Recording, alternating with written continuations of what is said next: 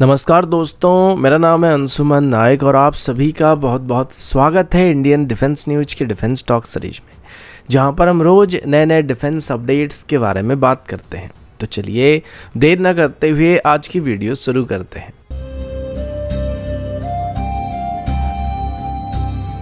आज की पहली अपडेट डीआरडीओ के नए VM4 short range ballistic missile की तरफ से है, जो पहली बार हैदराबाद के गाउचीबाउली स्टेडियम में शोकेस किया गया है। BM4 एक टेक्नोलॉजिकली एडवांस मिसाइल है जो प्रिसिशन स्ट्राइक के लिए डिजाइन किया जा रहा है। BM4 मिसाइल का ये पहला ऑफिशियल शोकेस डीआरडीओ के नेक्स्ट जनरेशन मिसाइल प्रोजेक्ट पर चल रही स्पेकुलेशन के बाद है। BM का मतलब यहाँ पे बैलिस्टिक मिसाइल हो सकता है और इसका ऑफिशियल डिस्क्लोज ये इंडिकेट करता है कि मिसाइल का डिजाइन अभी मैच्योर फेज में पहुंचने वाली है। सोर्सेस के मुताबिक ये मिसाइल इन्हीं टेक्नोलॉजी पर बेस्ड है जो 16 नवंबर 2024 को doctor APJ Abdul Kalam island से हाइपोसोनिक ट्रायल के दौरान टेस्ट किया गया था। ये मिसाइल मार्क 5 से भी ज़्यादा स्पीड को हासिल कर सकता है और 1500 किलोमीटर के आसपास की रेंज को प्रोवाइड कर सकता है। BM4 में 2 स्टेज की सॉलिड प्रोपल्शन सिस्टम का इस्तेमाल किया जाने वाला है, जो अग्नि प्राइम और प्रलय मिसाइल से थोड़ा मिलता जुलता है, लेकिन इसका फिक्स्ड विंग्स और कंट्रोल फिन वाला डिजाइन बूस्ट ग्लाइडिंग कैपेबिलिटी को प्रोवाइड करने की उम्मीद किया जा रहा है, जो मिसाइल को री एंट्री के दौरान मैन्यूवर करने में मदद करने वाला है। ये डीआरडीओ के एंटी एक्सेस और एरिया डिनायल जैसे स्ट्रेटेजी को काउंटर करने के एफर्ट्स के साथ भी थोड़ा बहुत अलाइन करता है, जिसे हैदराबाद एग्जीबिशन के दौरान हाईलाइट किया गया था।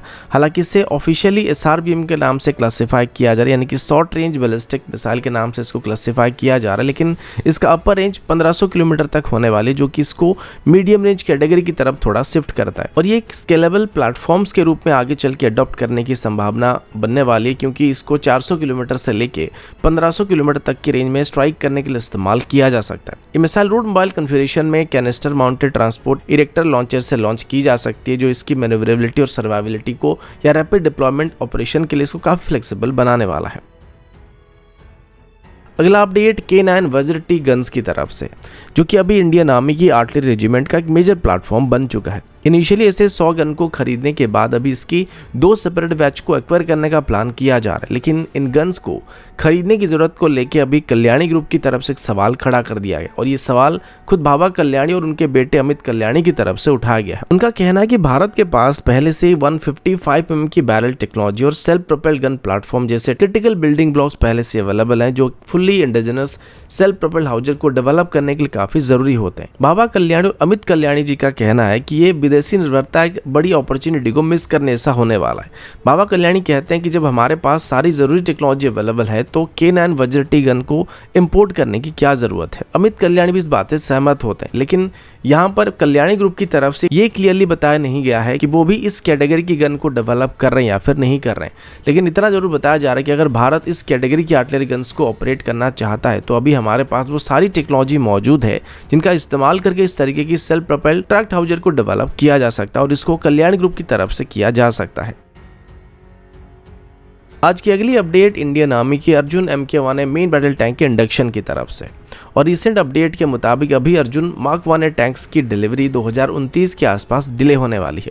इस डिले का मेन कारण अर्जुन मार्क 1A में इस्तेमाल होने वाले इंजन को लेकर होने वाले एक मेजर इशू की वजह से है, क्योंकि इसमें जर्मनी की MTU सीरीज के इंजन का इस्तेमाल करने का फैसला किया गया था, और जर्मनी की तरफ से अपनी MTU MB838 K501 V10 diesel engine को 2024 तक भारत को डिलीवर करना स्टार्ट किया जाने वाला था। इंजन करीब 1400 हॉर्स पावर को जनरेट कर सकता था, और सेम इंजन अभी अर्जुन की मार्क 1 वेरिएंट में इस्तेमाल किया जा रहा है, लेकिन अभी MTU की तरफ से इस इंजन की प्रोडक्शन को बंद कर दिया गया, जिस वजह से अभी वो इसके एक नए वेरिएंट को भारत को ऑफर करने की बात कर रहे हैं, और इस इंजन की ट्रायल अभी कंप्लीट होकर प्रोडक्शन में एंटर करने में आने वाले 2 से 3 साल तक का समय लगने वाला है। इस वजह से डीआरडीओ की तरफ से अभी अपनी डाट्रन 1500 HP स्टैंडर्ड की इंजन को अर्जुन मार्क 1A टैंक में इस्तेमाल करने का फैसला किया जा रहा है। इस इंजन का पहला सक्सेसफुल टेस्ट 2023 में किया गया था, और ये इंजन MTU के इंजन से ज्यादा पावरफुल इंजन भी होने वाला है, जो कि लगभग 100 HP ज्यादा पावर को जनरेट कर सकता है। लेकिन अभी प्रॉब्लम ये कि डाट्रन 1500 HP का प्रोडक्शन 2028 के आसपास ही शुरू होने वाला है, तो अगर डीआरडीओ भी कम्प्लीटली अर्जुन टैंक्स को इंडिजिनस इंजन से पावर करने का प्लान कर रहा है, तो इसके लिए हमें मिनिमम 3 साल का समय वेट करना पड़ सकता है, और इसे अर्जुन टैंक की डिलीवरी भी 2 से 3 साल अभी डिले होने की उम्मीद किया जा रहा है। अगला अपडेट रफाल की तरफ से। पिछले कुछ सालों से रफाल एक प्रीमियम मल्टी रोल फाइटर के रूप में ग्लोबल मार्केट में अपनी प्रेजेंस को धीरे धीरे बढ़ा रहा है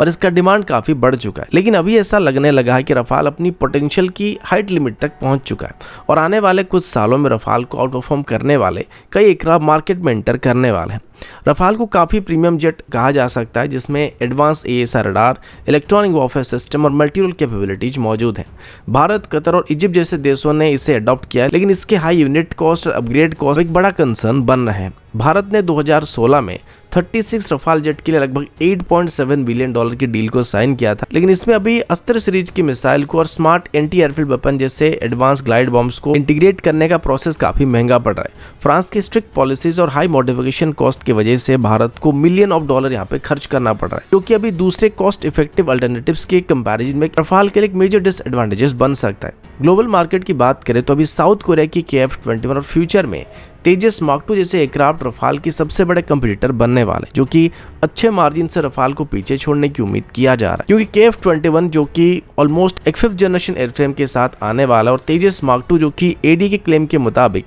0.125 मीटर स्क्वायर की RCS के साथ मार्केट में एंटर करने वाला है, मॉडर्न 4.5 जनरेशन फाइटर जेट की सेगमेंट में लीड करने की उम्मीद किया जा रहा है। इसके अलावा अभी रफाल के डाउनफॉल के पीछे जो सबसे बड़ा कारण होने वाला है वो इसका हाई प्राइस टैग होने की उम्मीद किया जा रहा है, क्योंकि 4.5 जनरेशन की सेगमेंट में रफाल सबसे महंगा एयरक्राफ्ट माना जा सकता है, जिसका फ्लाईवे कॉस्ट लगभग $130 मिलियन के आसपास की। इसके ऊपर हमको एडिशनल सिस्टम खरीदना पड़ता है, जिस वजह से इसका जो यूनिट कॉस्ट होता है वो $200 मिलियन पार चला जाता है, जबकि तेजस मार्क 2 का यूनिट कॉस्ट बस $50 से $60 मिलियन के बीच होने की उम्मीद किया जा रहा है, जबकि KF-21 इससे थोड़ा महंगा पड़ सकता है। इसके अलावा ये दोनों एयरक्राफ्ट एक वाइड वैरायटी के वेपन को सपोर्ट करने के साथ साथ लो मेंटेनेंस कॉस्ट और खास करके तेजस मार्क 2 ब्रह्मोस को कैरी करने की कैपेबिलिटी के साथ आने वाला है, क्योंकि रफाल को एयर टू ग्राउंड और एंटीशिप ऑपरेशन में काफी मार्जिन के पीछे छोड़ सकता है। और VVR फाइट्स की बात करें तो तेजस की AESA रडार, लो RCS और अस्त्र मार्क 2 और मार्क 3 जैसे मिसाइल इसमें इंटीग्रेट होने के बाद ये रफाल से भी कुछ कम नहीं होने वाला, जिस वजह से अभी ये उम्मीद किया जा रहा है कि फ्यूचर में इन दोनों अपकमिंग एयरक्राफ्ट से रफाल थोड़ा पीछे पड़ सकता है।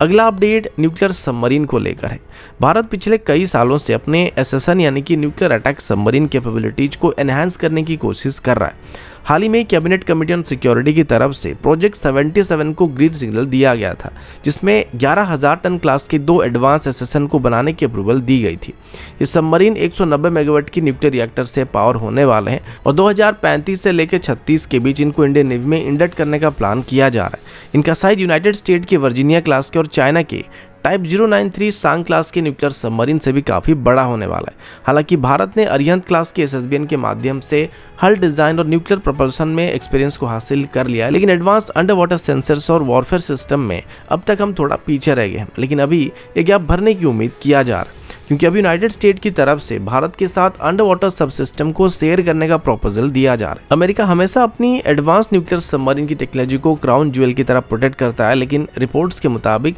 अब ये स्टैंड थोड़ा बदलने वाला है। ये शिफ्ट अभी क्वाड अलायंस की स्ट्रेटेजिक गोल्स और इंडो पैसिफिक में चाइना के एग्रेसिव मैरिटाइम एक्सपेंशन के खिलाफ एक स्ट्रॉन्ग रिस्पॉन्स का हिस्सा हो सकता है। अमेरिकन SSN सेंसर की टेक्नोलॉजी दुनिया की सबसे एडवांस सिस्टम और कॉम्बैट प्रूवन सिस्टम में गिने जाते हैं, और ये डील अगर हो जाता है तो भारत को कुछ मेजर सब सिस्टम यहाँ पे मिल सकता है, जिसमें AN/BBQ-10 सोनार सूट, फोटोनिक मास्ट, इलेक्ट्रॉनिक सपोर्ट मेजर सिस्टम और इंटीग्रेटेड अंडर सी वॉरफेयर सिस्टम जैसे कुछ और मेजर सिस्टम होने वाले हैं। और ये सभी सिस्टम मिलने के बाद ही हमारे सबमरीन की अंडर वाटर ऑफेंसिव पावर और सिचुएशनल अवेयरनेस को कई गुना तक बेहतर करने की उम्मीद किया जा रहा है, जो कि अंडर वाटर वॉरफेयर में एक गेम चेंजर साबित होने की उम्मीद आप कर सकते हैं। तो दोस्तों अभी के लिए इतना ही, मिलता हूँ आपसे अगले वीडियो में, तब तक के लिए जय हिंद, वंदे मातरम।